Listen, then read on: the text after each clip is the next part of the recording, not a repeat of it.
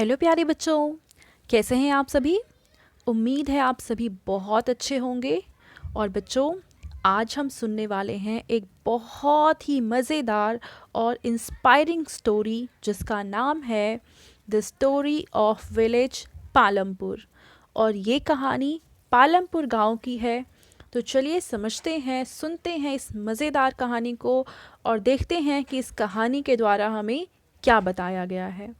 तो बच्चों, ये कहानी है गांव पालमपुर की, जहाँ पे एक छोटा सा परिवार रहता था। और उस परिवार में जो छोटा बच्चा था उसका नाम था भोला। भोला अपने मम्मी पापा और बहन के साथ पालमपुर गांव में रहा करता था। और देखो, भोला का जो गांव है देखो कितना सुंदर है, कितने सुंदर यहाँ पे घर हैं, यहाँ पे बैलगाड़ियाँ चलती हैं, यहाँ पे तालाब है, इस तालाब के अंदर देखो पक्षी हैं, यहाँ पेड़ पौधे हैं, फूल हैं। तो कुल मिलाकर ये गांव बहुत ही सुंदर और बहुत ही प्यारा है ना बच्चों। और ये गांव बहुत ही ज़्यादा हरा भरा है क्योंकि यहाँ पे हर जगह पेड़ पौधे हैं। हम देखेंगे कि लोग अपना अलग अलग तरीके से काम करते हैं। देखो, जैसे ये आदमी है, ये मिट्टी के बर्तन बनाता है।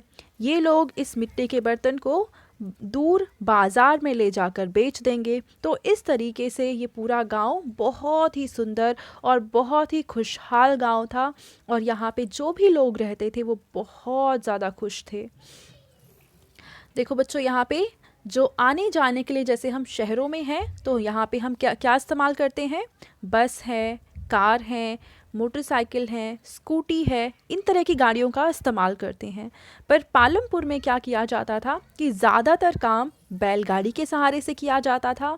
और जब कोई बहुत भारी सामान लाना होता था तभी ट्रैक्टर वगैरह का इस्तेमाल किया जाता था। इसका मतलब है कि इस गांव में पूरी हरियाली है, किसी तरह का कोई प्रदूषण नहीं है और सभी लोग बहुत ही ज़्यादा स्वस्थ हैं, खुश हैं। तभी एक दिन डिसाइड किया जाता है बहुत सारे नेताओं के द्वारा कि पालमपुर गांव के आसपास नई फैक्ट्री लगाई जाएंगी और उन फैक्ट्री के माध्यम से यहाँ के लोगों को रोज़गार मिलेगा और ये जो गांव है धीरे धीरे डेवलप करेगा, उन्नति करेगा और ये एक शहर में बदल जाएगा। जब ये बात पालमपुर के लोगों को पता चली तो वो लोग बहुत खुश हुए क्योंकि उन्हें लगता था कि शहरों का विकास होने से गांव अगर शहर बन जाएगा तो उनके लिए ये आसान हो जाएगा, क्योंकि बहुत सारी सुख सुविधाएं जो गांव होने की वजह से उन्हें नहीं मिल पाती थीं, अब वो सुख और सुविधाएं उन्हें पालमपुर में ही मिल पाएंगी। तो उन लोगों ने समर्थन किया कि हाँ, आसपास फैक्ट्री लगाई जाएं, जिससे कि क्या होगा कि इस गांव का विकास होगा और यहाँ पे जो लोग रहते हैं इनके पास बहुत सारे पैसे आने लग जाएंगे क्योंकि ये इस फैक्ट्री में काम करेंगे। पर जब फैक्ट्री लगा दी गई तो धीरे धीरे फैक्ट्री के साथ साथ हुआ क्या, देखो फैक्ट्री से कितना सारा धुआं निकल रहा है। इस धुएं से बहुत ज़्यादा प्रदूषण होने लग गया पालमपुर गांव में। साथ ही साथ वहाँ पे बहुत सारी गाड़ियाँ चलने लग गईं। देखो कितनी भीड़ हो गई है गाड़ियों की। तो क्योंकि फैक्ट्री लगाई गई हैं तो सामान लाने ले जाने के लिए, लोगों को लाने और ले जाने के लिए बहुत सारी गाड़ियों की भी ज़रूरत पड़ी। और इन गाड़ियों से बहुत सारा धुआं भी निकलता था। तो होता था क्या था कि फैक्ट्री से प्रदूषण होता था, फिर इन गाड़ियों से भी प्रदूषण होने लग गया। साथ ही साथ जगह जगह पे कचरा फेंके जाने लग गया। यानी ये गांव धीरे धीरे शहर बनता जा रहा था। और जो शहर में समस्याएं होती हैं प्रदूषण की और कचरे की, गंदगी की, वो सारी समस्याएं इस गांव में जो पहले बहुत ज़्यादा सुंदर हुआ करता था, धीरे धीरे ये समस्याएं उस गांव में फैल गईं। देखो, उस गांव में जो पहले बहुत सुंदर तालाब और नदी हुआ करती थी, वो नदी अब कितनी ज़्यादा गंदी हो गई है, इसमें कितना ज़्यादा कचरा भर गया है। इसका मतलब पानी भी यहाँ का प्रदूषित हो चुका था। अब इसका नतीजा क्या निकला कि यहाँ के लोगों के पास पैसे तो बहुत सारे आ गए, पर उनकी खुशहाली छिन गई उनसे, उनकी हरियाली छिन गई और उस गांव में बहुत सारा प्रदूषण होने लग गया। फिर हुआ क्या कि वो जो था हमने कहानी के शुरू में सुना था कि इस गांव में एक भोला का परिवार रहता था। तो ये भोला अब बहुत ज़्यादा बीमार रहने लग गया। और जब भोला के मम्मी पापा भोला को डॉक्टर के पास लेकर गए तो डॉक्टर ने बताया कि भोला जो बीमार पड़ा है उसका कारण है इस गांव में फैलने वाला प्रदूषण।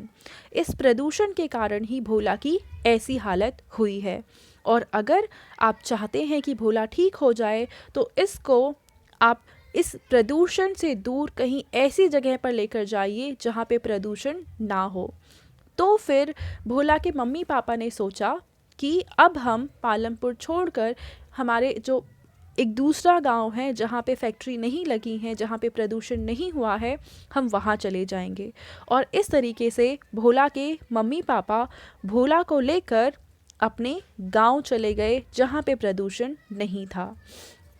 और बच्चों देखो, इनका जो दूसरा गांव है कितना ज़्यादा सुंदर है, यहाँ पे कितनी हरियाली है, कितने पेड़ पौधे हैं।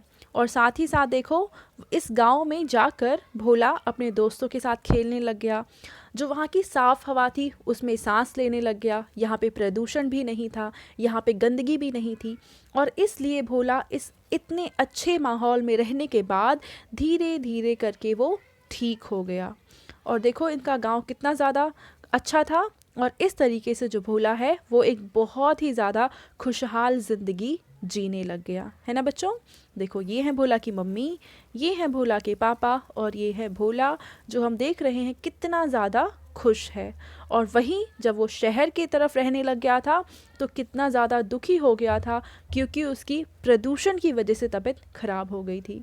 तो बच्चों देखा आपने कि जो प्रदूषण है कितना ज़्यादा नुकसानदायक होता है हम सब के लिए।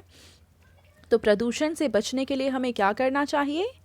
हमें अपने आसपास के एरिया को सुरक्षित रखना चाहिए और जितना हो सके हम कचरा ना फैलाएं, हम गाड़ियों का इस्तेमाल ना करें। अगर हो सके तो हम साइकिल का इस्तेमाल करें क्योंकि साइकिल से तो किसी तरह का कोई प्रदूषण नहीं निकलता है। हम लकड़ी ना जलाएं। तो वो सारे ही काम हम ना करें जिससे प्रदूषण फैलता है। और इस तरीके से हम एक बहुत ही साफ़ सुथरे माहौल में रहेंगे और हम सुरक्षित रहेंगे। हमें किसी तरह की कोई बीमारी नहीं होगी और हम बहुत ही ज़्यादा खुश रहेंगे, है ना बच्चों। तो इस तरीके से हमें क्या करना है?